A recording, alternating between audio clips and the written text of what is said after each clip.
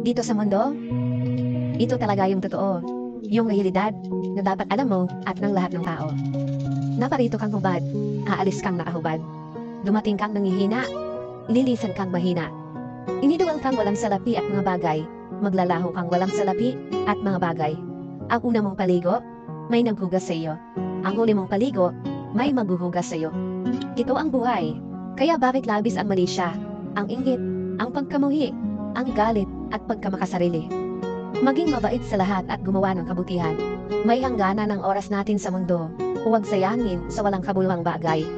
Manalangin at higit sa lahat, huwag na huwag nating sasambayin ng pera. Dahil kahit anong dami ng pera mo o ng ari-arian mo, kapag binawi ng Diyos ang buhay mo, iiwan mo rin yan at hindi mo madadala sa iyong pupuntahan. Hello guys, thank you for watching. Thank you for supporting my small business and my vlog. Thank you. See you next time to my vlog. Goodbye.